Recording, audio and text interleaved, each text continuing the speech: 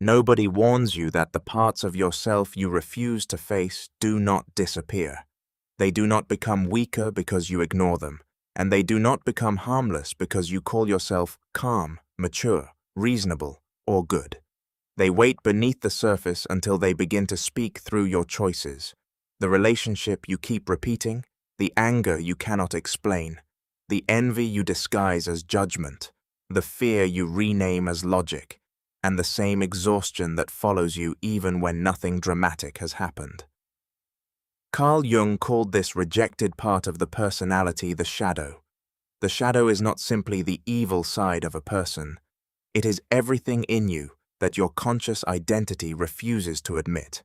The anger you were punished for having, the weakness you were ashamed to show, the ambition you learned to hide, the need for love you disguised as independence, the grief you postponed because you were afraid that if you started feeling it, you would never stop. Most people try to become better by cutting themselves into pieces. They polish the persona, the social mask, until the world sees someone stable, kind, useful, disciplined, and controlled. But the rejected parts do not die. They become unconscious, and what becomes unconscious does not become power. One of the most painful ways the shadow reveals itself is through projection.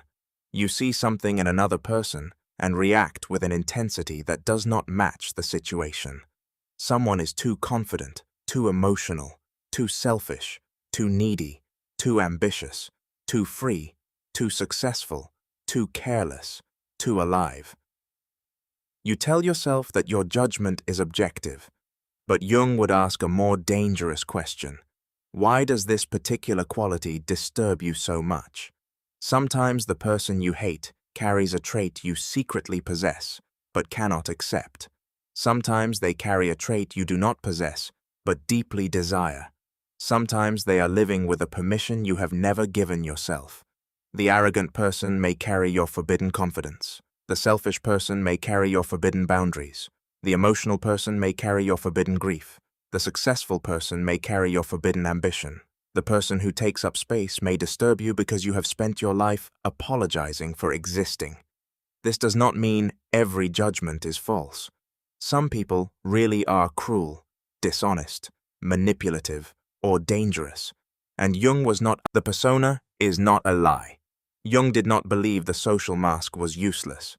We all need a way to live among others, to work, to speak, to belong, and to protect private parts of ourselves from the world. The danger begins when the mask becomes the whole identity. A person no longer says, "This is how I behave in the world." They begin to believe, "This is all I am." At that moment, everything that does not fit the mask is pushed into shadow. A person praised for being strong may lose the ability to ask for help. A person praised for being kind may lose the ability to say no. A person praised for being calm may lose the ability to admit anger. The qualities that once helped the person survive can later become a prison. Many people are not suffering because they have too much darkness.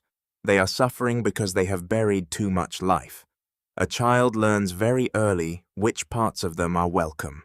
Maybe anger made the house mad, so they became agreeable. Maybe sadness was mocked, so they became useful. Maybe needs were inconvenient, so they became independent too early. Years later, the world praises the adaptation. You are so much. The shadow does not usually enter your life as a clear message. It enters as a pattern. You keep choosing people who confirm an old wound. You keep overgiving and then feeling unseen. You keep staying silent and then resenting others for not knowing what you never said. You keep chasing unavailable people and calling it love. You keep avoiding the work that would expose you to judgment and calling it timing. You keep making yourself small around people who benefit from your smallness and calling it peace. This is what Jung meant when he suggested that what remains unconscious appears in life as fate. The unconscious does not care that you have decided to be different this year. It returns you to the same emotional situation because something in the psyche is still waiting to be recognized. The repetition is not punishment. It is an attempt at completion. A person who has never admitted anger may repeatedly meet people who violate boundaries. A person who has never admitted the need for love may repeatedly choose distance, because distance keeps the old wound familiar. A person who has never admitted ambition may hide among people who belittle ambition. The painful truth is that the shadow often protects the wound by recreating it. Familiar pain can feel safer than unfamiliar freedom. If chaos was home, peace may feel suspicious. If to speak to the shadow does not mean surrendering to every impulse. Shadow work is not letting rage become cruelty, desire become betrayal, fear become control, or pain become an excuse to harm others. Jung was asking people to become conscious of darkness, because only what becomes conscious can be held responsibly. The first step is honest naming. Instead of saying, "I am fine," you admit there is anger in me. Instead of saying, "I do not care," you admit there is a part of me that wanted to be chosen. Instead of saying, "They are pathetic," you admit their neediness frightens me because I have buried my own. Instead of saying, "I am above envy," you admit something in their life shows me a desire I have not allowed myself to want. Once the shadow has a name, it becomes less like a possession and more like a relationship. You can ask it questions. What are you protecting? When did you first appear? What truth have I been avoiding? What life have I not allowed myself to live? The answers may come as memories, body tension, images, dreams, sudden sadness, or a phrase that appears before you can censor it. Jung's active imagination was built around taking inner figures seriously enough to enter dialogue with them.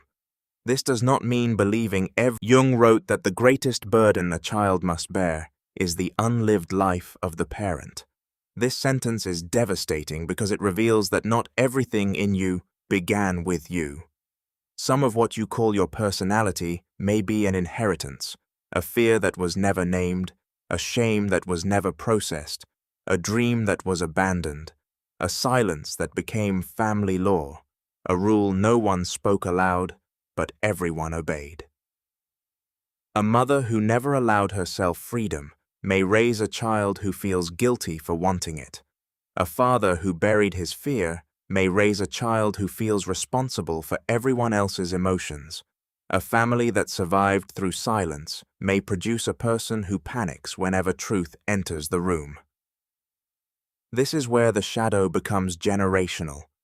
You may not only be afraid of your own forbidden life, you may be afraid of betraying the emotional rules of the family system that shaped you.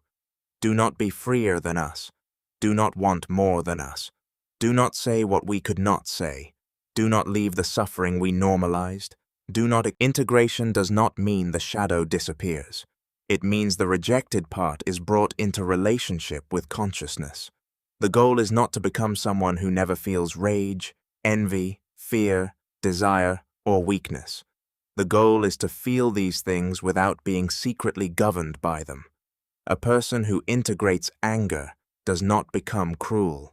They become capable of boundaries. A person who integrates envy does not become bitter. They become honest about desire. A person who integrates fear does not become fearless. They become less obedient to fear. A person who integrates weakness does not become helpless. They become human. This is why shadow work often releases energy. Repression consumes enormous psychic force. It takes energy to maintain a mask, censor every reaction, deny every forbidden feeling, and keep the old story intact. When rejected parts are allowed into awareness, that energy becomes available for life. A person may become more direct, more creative, more grounded, and harder to control. People control you through the parts of yourself you refuse to admit. If you cannot admit your need for approval, praise can control you. If you cannot admit your fear of for 7 nights, sit alone with a notebook and choose one strong reaction from your day. It can be anger, envy, shame, attraction, resentment, fear, or a heaviness you cannot explain. Do not make yourself sound better than you are. Write the reaction honestly. Then ask who in me is reacting this way.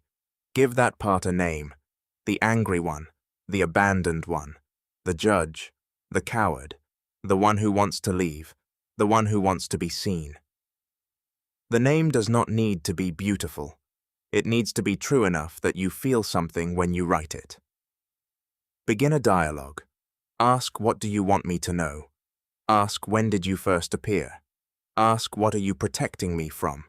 Then ask what would change if I listened to you consciously instead of letting you act through me unconsciously. The shadow must be heard, but it must not become king. You do not hand your life over to every wounded impulse. You listen, translate, and lead. If the shadow says cut everyone off, consciousness may translate that into I need stronger boundaries. If the shadow says make them suffer,